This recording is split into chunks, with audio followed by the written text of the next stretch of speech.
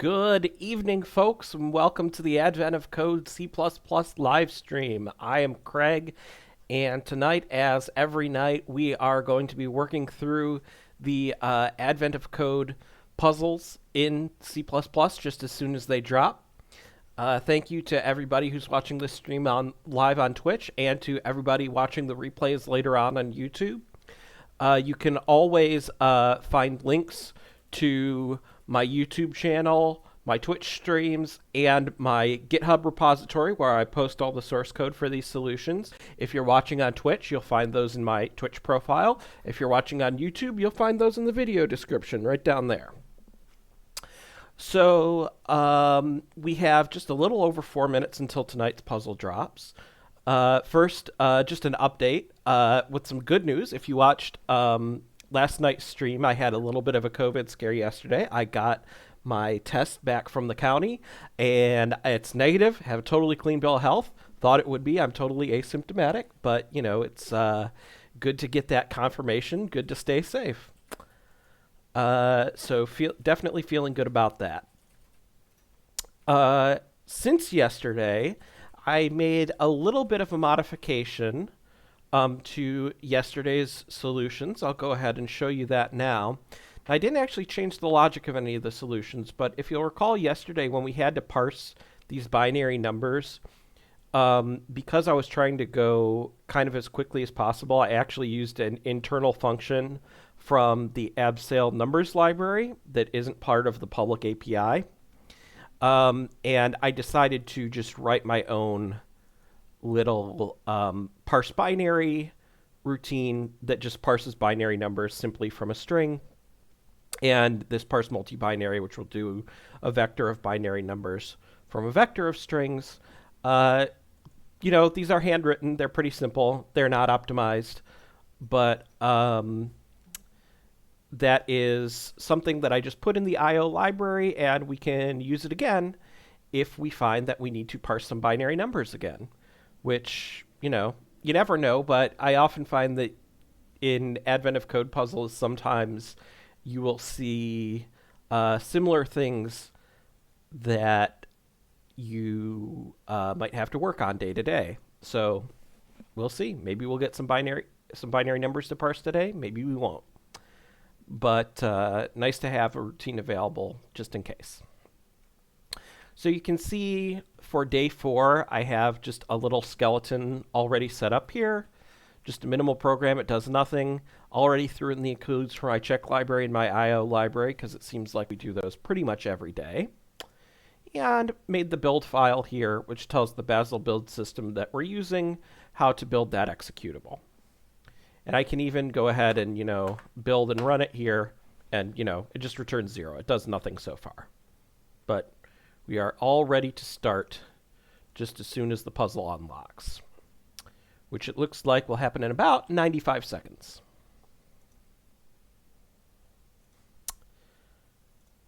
I'm going to switch over. You can look at the Advent of Code website here. Watch the numbers tick down. 80 seconds to go now. I look at the leaderboard, my personal stats here. So we actually had our best ranked results on day 1 on the very simplest stuff. Day 2, you'll remember, well, actually day 3, you'll remember on part 2, I kind of got hung up and had to do some, you know, classic printf, well, not truly printf, it's cout debugging because, you know, we're in C++ and using IO streams. But did not closely read the puzzle instructions, and then did not carefully think about rules for integer division in C++. But hey, we got there, and we made pretty decent time. I'm not going to beat myself up too much about it. And, you know, that's part of the fun of these streams, is you can see me struggle through live debugging my bad code. All right. 15 seconds to go till we get our next task as submariners and Santa's undersea force. All right. Let's get it. giant squid. You're already almost 1.5 kilometers below the surface of the ocean. So deep you can't see any sunlight. What you can see is giant squid. It's attached to the outside of your submarine. Maybe it wants to play bingo. Okay, so we have boards consisting of a 5x5 grid of numbers. Yep.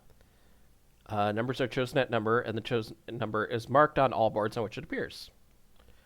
Numbers may not appear on all boards. If all numbers in any row or column of a board are marked, that board wins. Diagonals don't count. Submarine has a bingo subsystem to help passengers. Currently, you and the giant squid pass the time. It automatically generates a random order in which to draw numbers and a random set of boards, your puzzle input. Okay, so we've got first line is the order that numbers are called out, and then the boards are in these subsequent groups.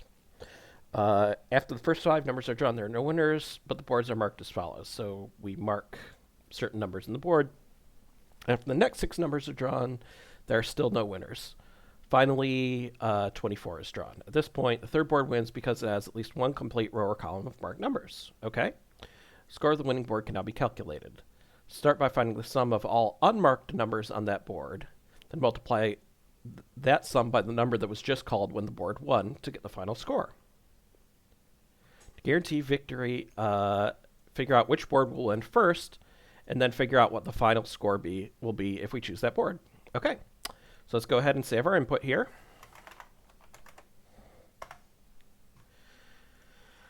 So, the first thing I think that we want to do here is write a representation for a bingo card. Or I think does it call them cards or boards? Doesn't really matter. It calls them boards. Okay. So just put our helpers in an anonymous namespace here.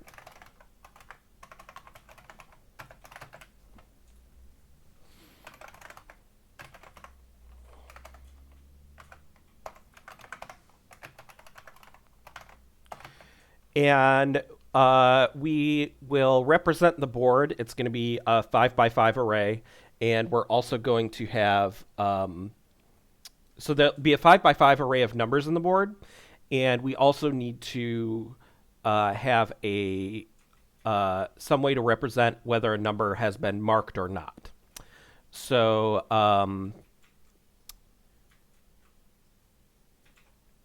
I mean, knowing that it's 5x5, we can honestly just, use a one-dimensional array of each. But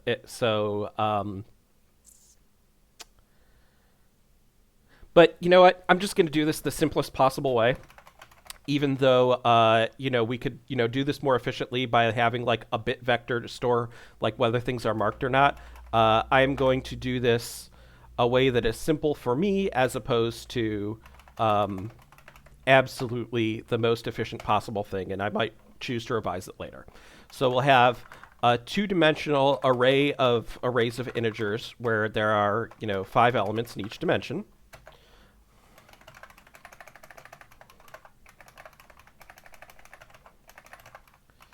Wish I could spell. There we go. And we will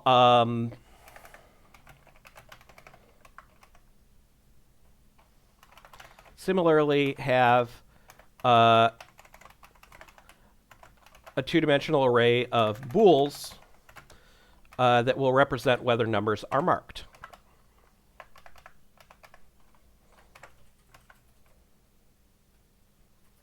Does array not like bool as a type? To make class arguments. That's why I getting a little sloppy there. Okay. And to initialize the board, if we default initialize all the elements of the array, then everything will be zeroed out and all the bools will be false. But to initialize it, we're going to need to take the representation of, we'll say, we'll take a vector of strings, which is going to represent the board. And normally,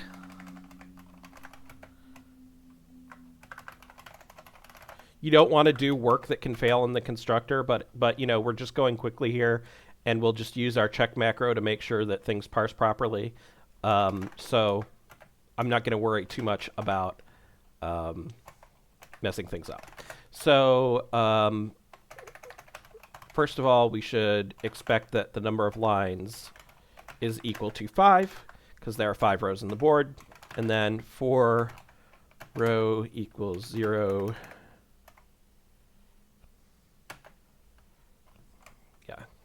to 5.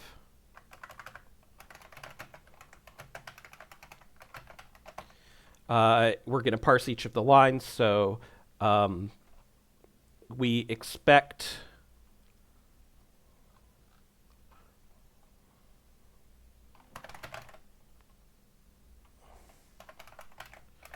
each line to have white space separators, basically.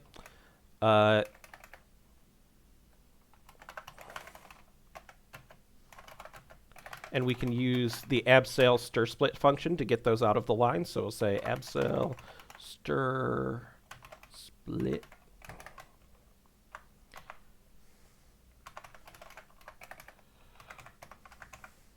If we include it, then Clang D should pick it up.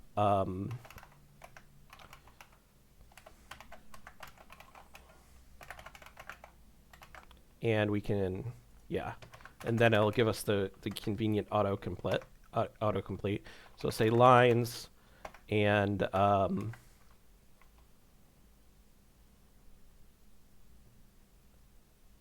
let's just jump to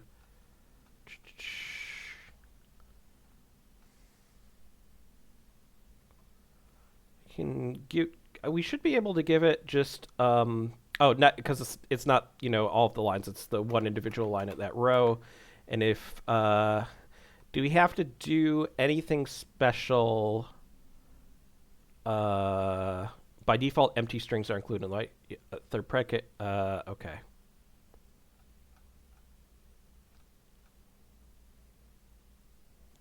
Okay, so we can pass abseil skip empty, so that if there's multiple spaces, that it will skip over what would be empty elements in there. So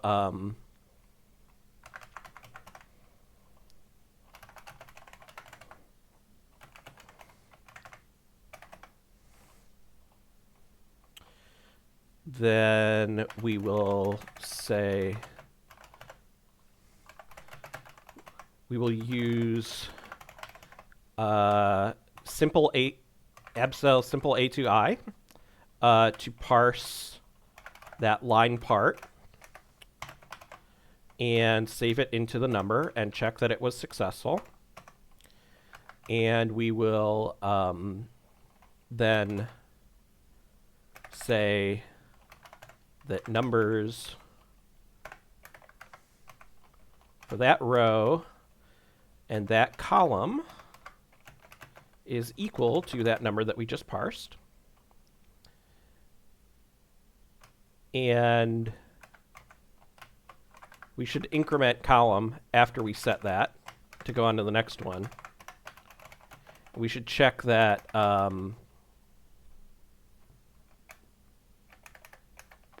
yeah, for each iteration of this, we should check that column is still less than 5, that we don't run over the end of it. And then when we're done with a row, we should check that column is equal to 5, so that we got all the numbers from the row. And there, that should parse the whole board. So the next thing that we need to do is have a system that checks if there are winners. So we'll say implement, we'll do this method has1. And what has1 is just going to check is if there's a vertical or horizontal row in our marked array that has all true. So first thing we're going to do is, well, actually, very first thing I'm going to do is write a couple little private helper methods that just see if everything in a row is marked or everything in a column is marked. So we'll say bool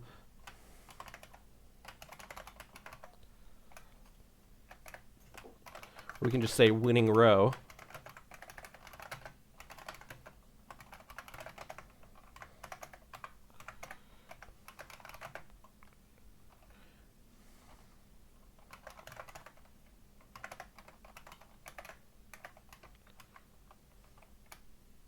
Or actually, let's, instead of manually writing out that, like, we'll say we can use the standard library.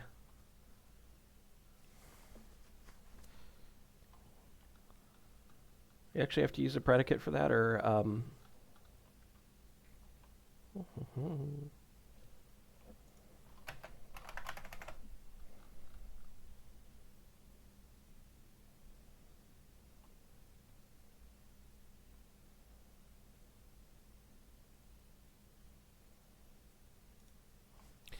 sorry, just looking at some docs for the algorithm library. We can definitely use all of, but I'm looking if there's something that's a little simpler that we don't have to give it a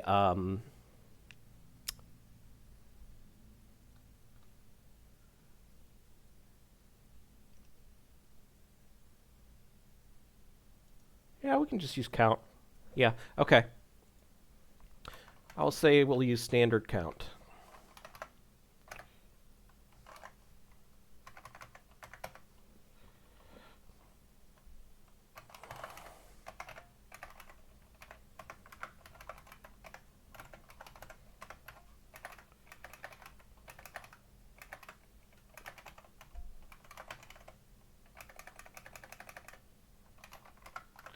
So we're using, oh, sorry, I'm going to switch back over to where I'm coding here.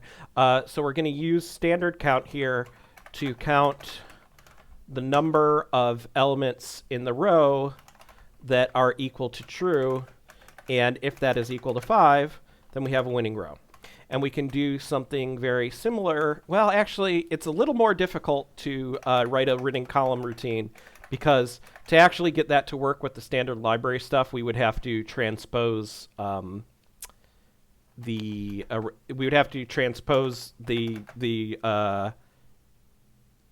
order of the rows and the columns in the array. So winning column, we actually will write our own loop to do it.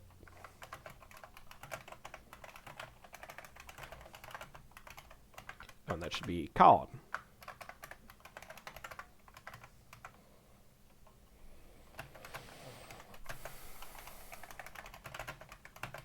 So for each row, if the value for that row in the specified column is not set, then we return false, because we found something that is not what we need. Otherwise, if we go through and all of them have been true, then all of them are true, that gives us our winning column. So has one, just return, you'd say for row 0 to 5,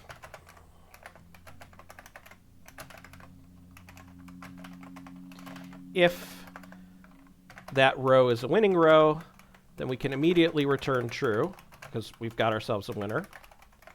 And we do the same thing for all the columns with winning columns. So we'll say for column 0 to 5,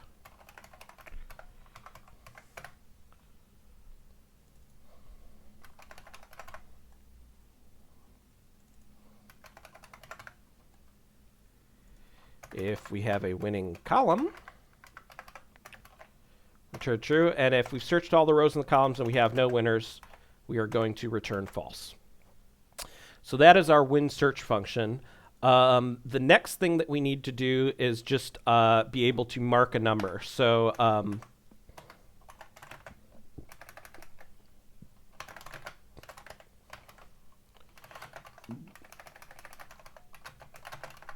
when a number gets called out, we try and find it in our two-dimensional array of numbers, and any place where we find it, we will set the bit in the marked array. So go through the rows.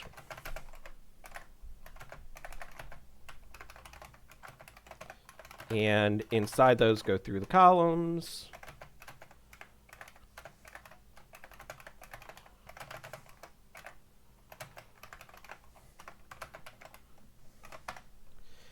And if the value, the number that we're looking for is equal to the value in our board at that position, then we make sure to note it in the marked array.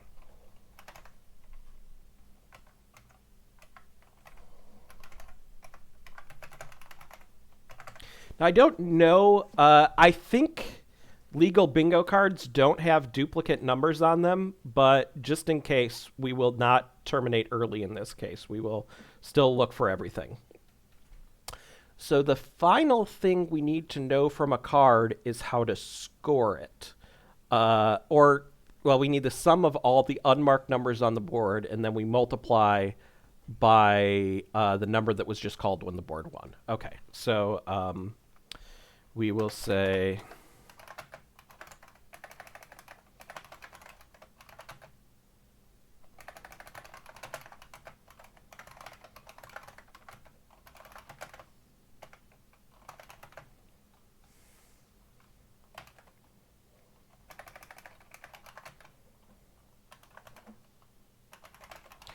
we'll just sum up all the unmarked.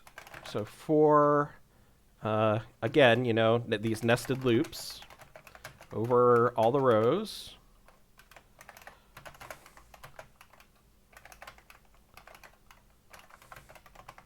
And all the columns.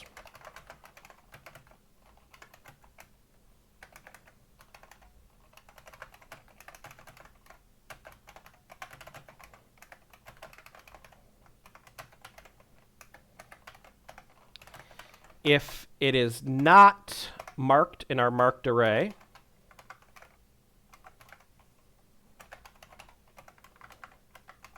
then we will add the value there to the sum of the unmarked numbers.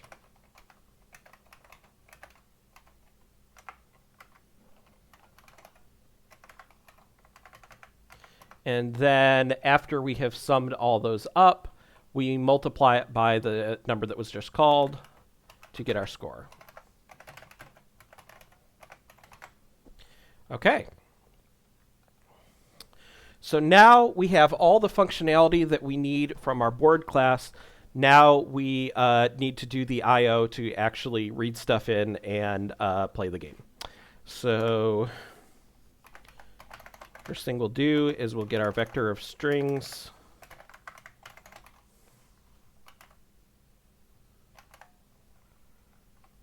I don't want any of these things. I just want regular string. There we go.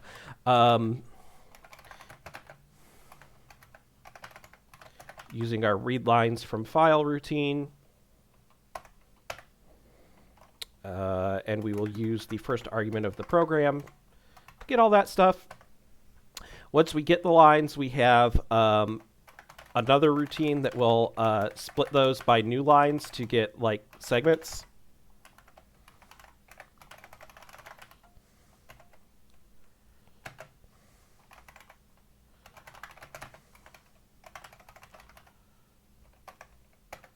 So basically, when there's empty lines between those lines that we read, this function will split those apart by those empty lines.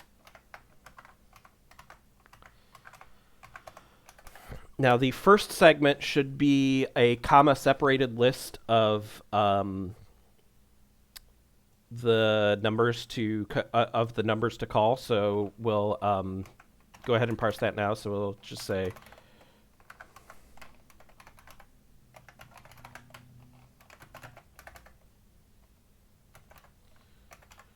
It shouldn't be empty at the very least.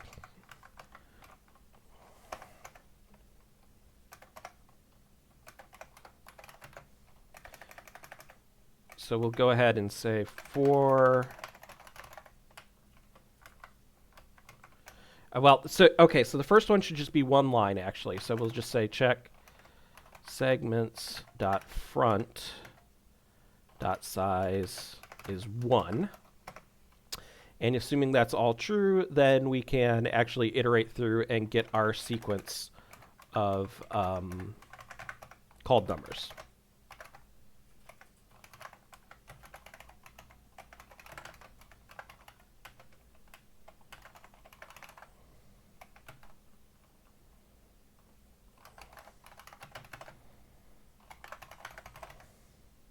So we will use stir split again on this front segment, which is the first line.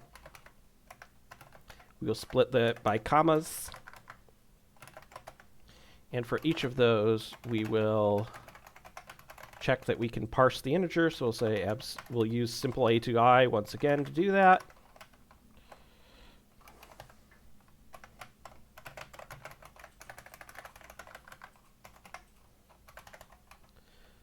And we'll put that in the list of calls. And then we'll make a list of boards for all the rest of the segments.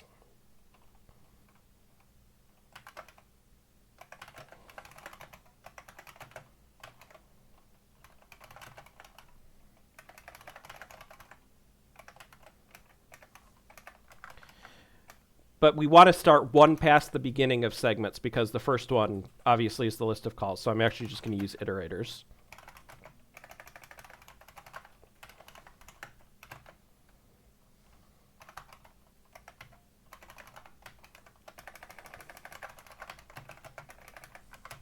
So go to begin plus 1, stop at the end.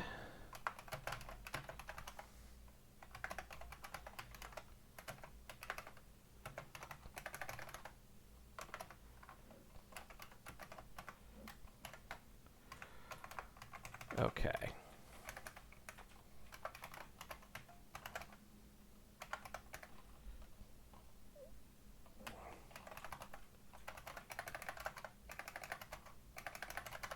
So by using in place back on that vector, it'll construct a new element and just forward that to board's constructor, which is expecting those lines. Okay, so we get our boards, and now let's actually play our game. So we'll say for each call and calls, for each board in boards, we are going to mark that number. And if the board has 1,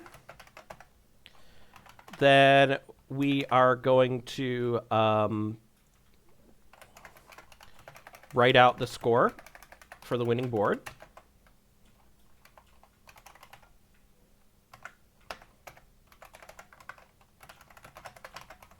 And then we'll just go ahead and exit right there. But if we have gone through all of the calls and we still don't have a winner, then we'll check fail down here. Okay, I think we have our solution now. So we just need to add a dependency for the strings library, which I'm going to just copy and paste from one of our previous build files because we used some stuff from the absale strings library. But let's go ahead and try and run our program now on our puzzle input for day 4. Okay, it says that our winning score is 18,675. Let's see if it's right.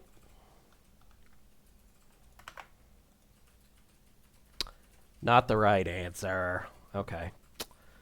All right, we got something wrong. Debugging time. Let's go ahead and take this as test input and see if we can figure out where we've gone wrong.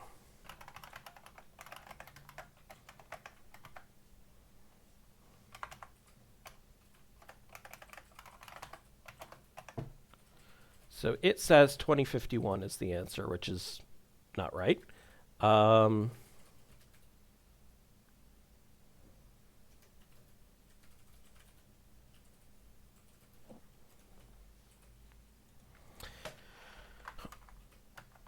well, let's see if we get the right sequence of calls for the example there. Okay, so it immediately thinks that something is 1. That's obviously suspicious. So winning row or winning column.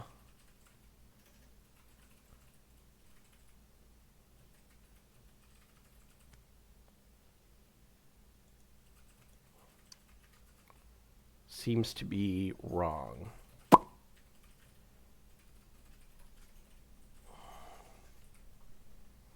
I mean, am I using count wrong for winning row? I don't think so.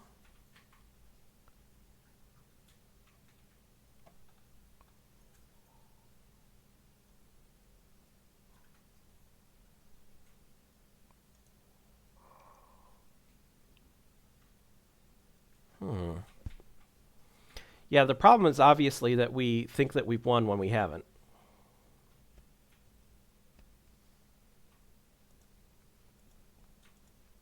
Okay, well.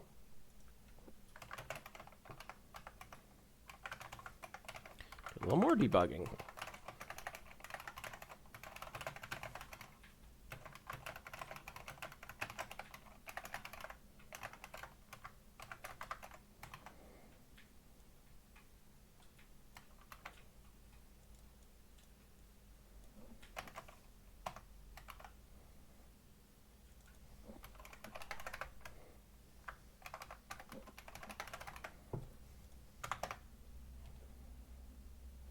You think that column 0 immediately wins, so it's the column routine that's wrong. Clearly.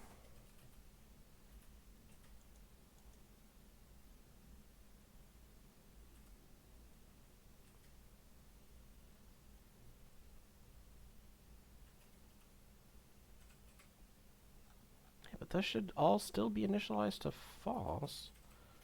I wonder, oh, is mark incorrect?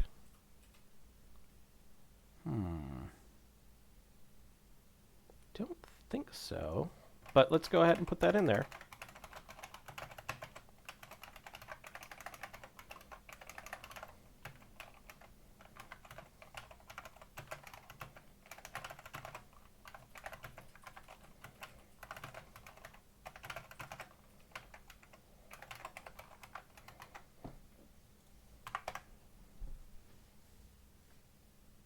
Okay, so, we mark a thing in one of them. Um,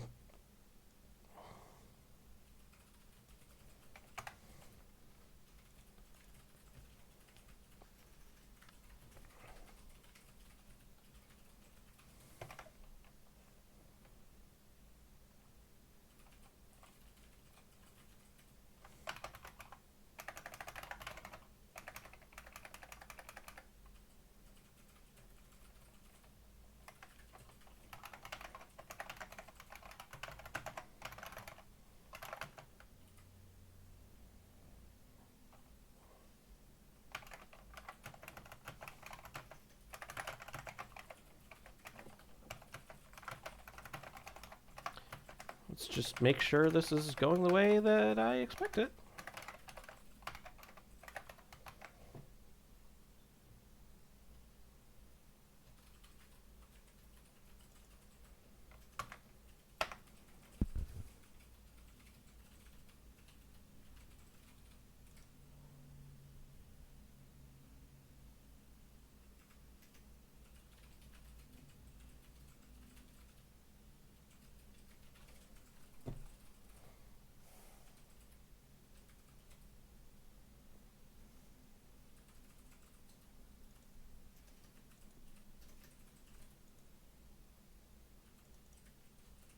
Numbers, we're looking at.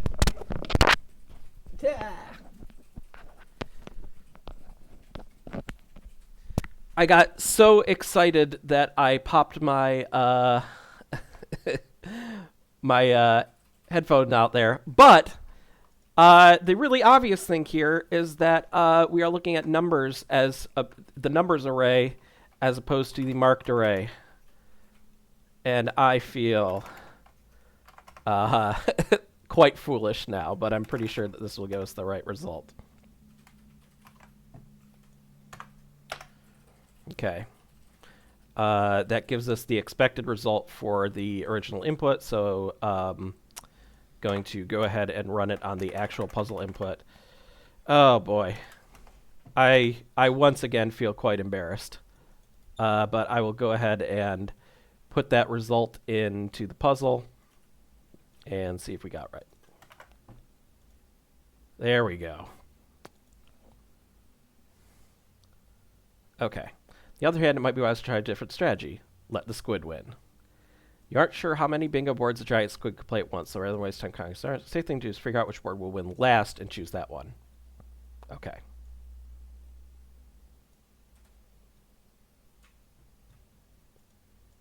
Oh, okay. So this is actually a very simple modification of the first one. It's just instead of finding the first winner, we got to find the last winner. So first thing I'm going to do is just take out all of my little debugging statements here.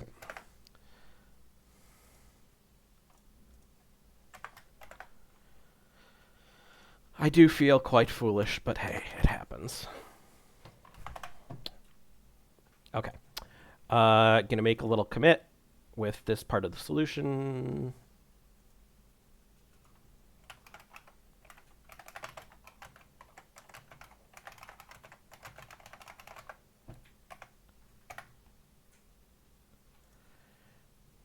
And I am going to go ahead and copy part 1 to get a start on part 2.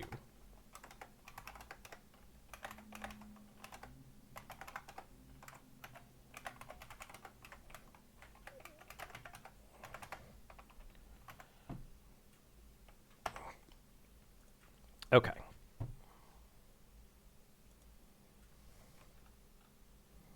So part 2 going to be very similar. Going to use our same board class exactly as is, but this time we want to find the last board to win. So you know, I could just use like a list and you know, erase in place, but honestly, I'm just going to do the very simple thing and say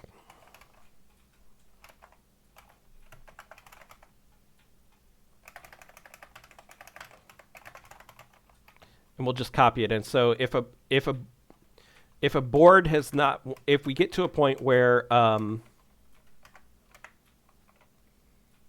yeah, so if we get to a point where there's only one remaining board, then finally we can stop.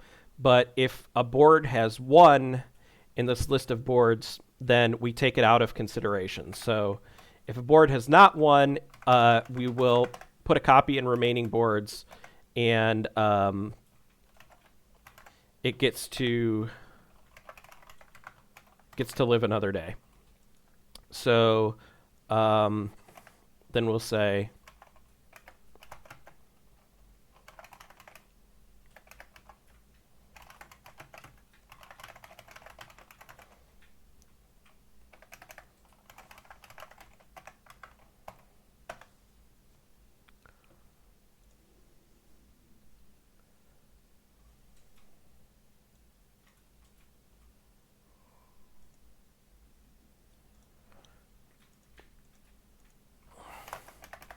if we have one remaining board, then that's our final board.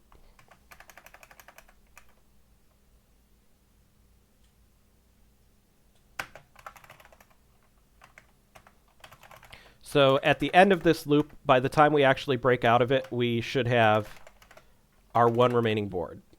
Although we want to actually keep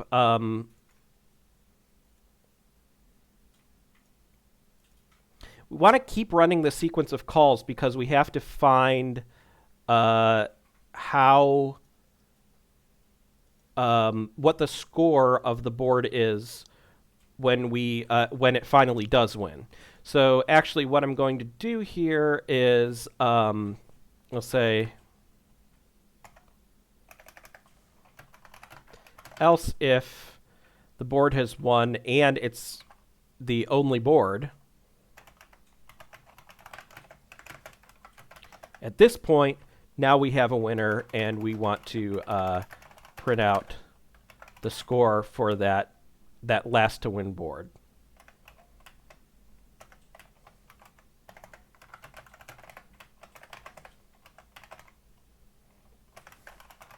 And there we return 0. Okay, so I think that is our whole part 2 now. I'm going to go ahead and make a build target for it. Has all the same dependencies. It's mostly the same program, just with a modification. So let's go ahead and run it on that test input.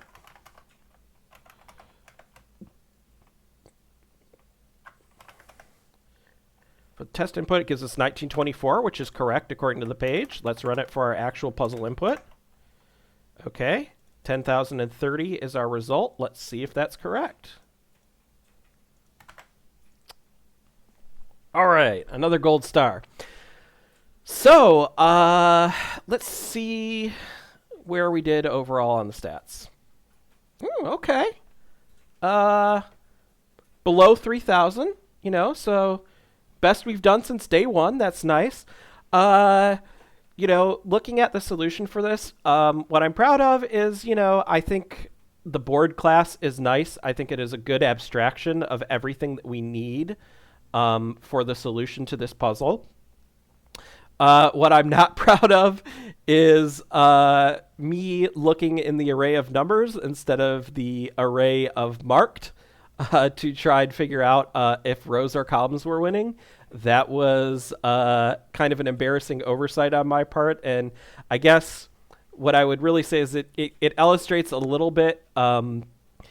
People think of C++ as like having a strong type system.